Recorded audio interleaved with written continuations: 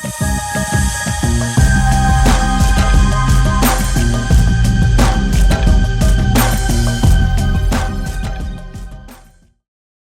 now we will have Brian Paul, who will introduce our keynote speaker for today.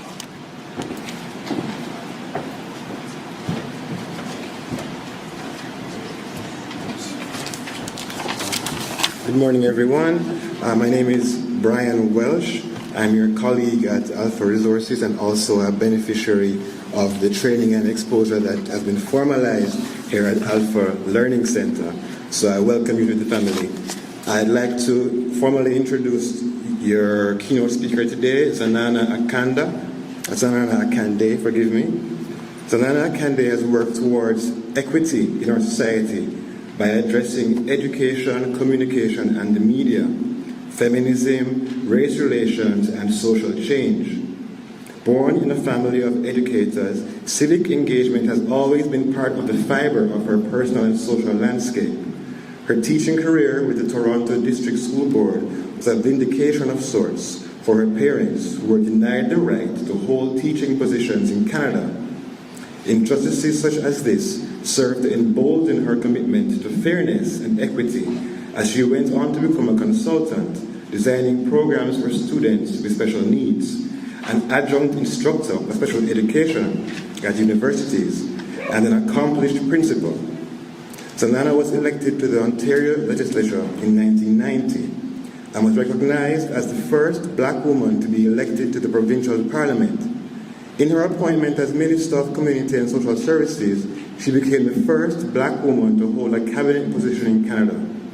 Her time in office was instrumental in shaping public policies fundamental to the lives of marginalized women. She led a meaningful social welfare reform which materialized in increases to social assistance rates and benefits supporting women in shelters. She understood the importance of food security even when strong voices were in opposition. She approved precedents setting governmental support for a food bank system.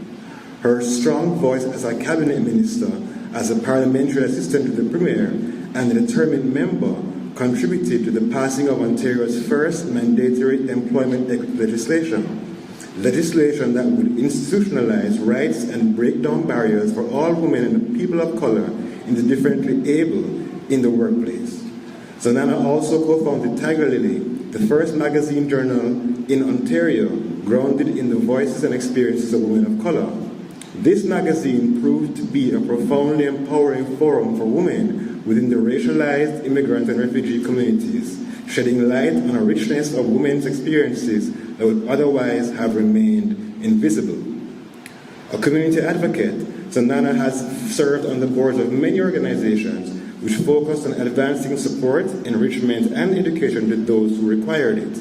She has been the recipient of many awards recognizing her commitment to education and community. In 2018, she was selected as one of the Women of Distinction by the YWCA Toronto, and in that same year, she was presented with the Keys to the City by the Mayor John Tory for her work in equity and social justice. Until the middle of April 2021, she served as the chair of the board of the Black Legal Action Center. Please join me in welcoming Zanana Akande.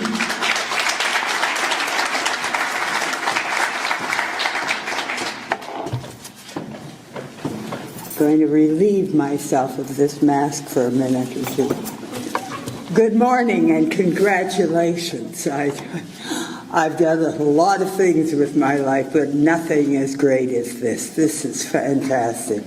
This is the first time that I have been asked to address a graduating class that looks like me. And I couldn't be more proud or more congratulatory. And I'm almost moved to tears, especially when I see this little baby in the front and I see others, because that's the way we are. What we know and what we do, we take it all with us.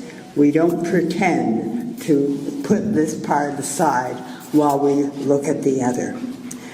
No one achieves graduation alone. There are family that give you the extra time to do the extra work that you know you have to do. There are friends who come over and watch the kids. There is a mother-in-law or a cousin who makes dinner while you do the work that you must do. No one achieves this alone. Those people who have helped you have backed a winner. And I would like the graduates to turn and applaud those people who have helped your family and your friends. Please stand up. Please stand up. Do stand up.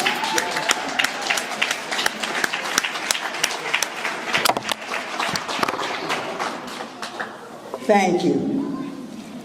It's always great to realize that you've finished something, you've done it well, you've done it right, and now you can move on. And though I've spoken at many graduations, usually the students are younger. And they have that sort of gaze about them. They're planning a future, and they're recognizing that they have to go forward. But there isn't the considered decision, decisive step that's taken by an older group of people. You know that you have to move forward and progress. You know that you have to earn a respectable salary because you know that you must support yourself and others. You know these things. And these things are in your mind even before you decided to take the course. You had to consider them. You had to plan. You had to make choices about how you would do this. And I really do applaud the school for giving such support to you. But those things don't come easily when you're over the age of 30. You make those plans with a great deal of caution. I know this, and I applaud you for it because you've made the right choice. You've moved into an area where, in fact, they need you. And that's a very important step. You're not going to be out there trying to convince someone that they need someone of your qualifications. You already know from what's written in the newspapers and what's on the TV that they need you. This pandemic has only emphasized what was already a fact even before the pandemic. So you've made that wise choice. I know, I expect, I certainly intend to help you make it better. I will speak all the time about the need for qualified, caring individuals to take care of our seniors and our other people who are ill or who are relying on that. I know that your leader has, the head of the school has spoken about that already. I'm sure she has. But I want to emphasize and promise you that I will lobby every group that I can to make sure that seniors have the best services they can, that those with disabilities have appropriate care. And if at any time someone says, well, where do we get these people? You know I'm looking at you. You know I'm looking at you. In a few years, I'll be one of those people, no doubt, and I'll be sure to call on you to give me the kind of support and the kind of direction that you can. I'm 84 now. Lord knows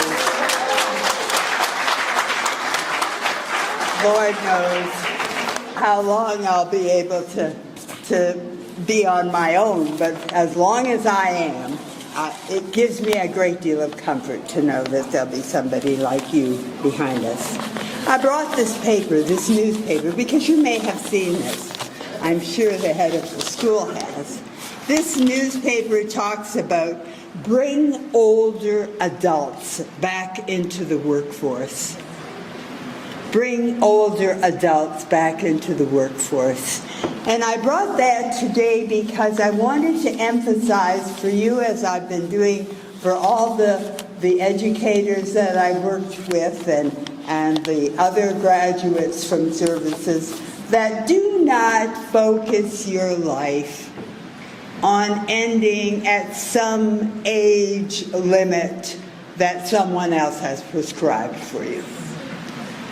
You have much to do, and you can do it as long as you're well, as long as you have good intention, as long as you can put, as my mother used to say, one foot in front of the other, and your mind operates well. I think people who sometimes act as though they have dementia, or really do have it, are usually those who have not the dedication, the determination, the focus to keep going. And I expect that you will say, when you're ready, we finally got it passed in Ontario that there is no set date or set years, number of years for retirement. We finally got that passed. But companies do have the right to tell you that, well, you know, we employ you for 15 years. And then at the end of 15 years, we may renew that. There are always ways for them to juggle around that. But if you're strong and resolute and determined, they may not know how old you are, except when they look at the sheets of paper. And they may be very, very happy to keep you. You will have the experience. You have the knowledge. You have the determination. And they're finding that when they don't have older people in the workplace, the younger people don't have that model to follow. They don't have someone to say, you know, this is not the way you do that. This could be better done this way. So there is a wealth that you have. Every year that you live, you learn something. And your ability to share that in your work and outside will be of profound assistance, not only to the country, not only to the province, but to us, to the race, to the people around us, to our families, to our communities in which we live. All of them will benefit from our determination and our focus. I decided today, too, that I would also remind you and encourage you to remember your communities. We all belong to many communities. We belong to the communities in the geographic areas where we live, and we belong to the communities in our churches. We belong to you have a community here of your schools. But you know that we are a group of people who are often valued relative, or not valued, relative to our race.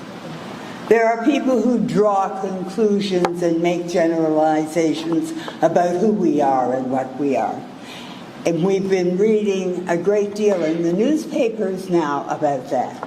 And we know it's not true. We know there are good people in our communities, but we have to identify for ourselves the responsibilities we have to each other, the kind of mentoring that we do when someone else is uncertain about how to continue with their life, we know where to refer them.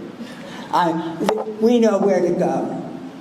When someone else's child is having some difficulty, I currently have 3 young men living at my house.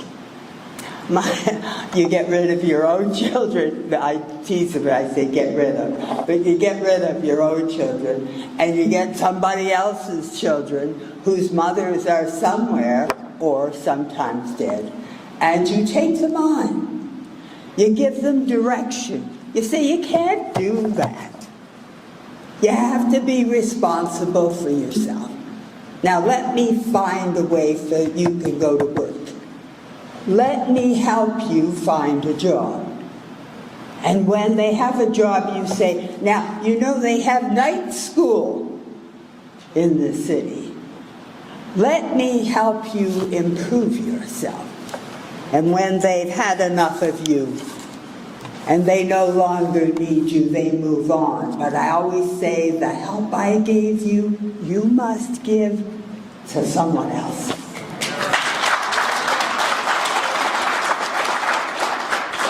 And so I'm going to encourage you to look around your community and support each other. And do not allow people to degrade any of us by devaluing the work that we're doing and by failing to recognize that together we're stronger. Now I know this day is not about me. It's about you. It's about all the work you've done and the graduation you've now achieved and what you're going to do next. And I haven't come to take up your day. I've come to tell you that you've earned a seat at the table. And I'm going to move over to let you sit down and lead. Thank you so very much.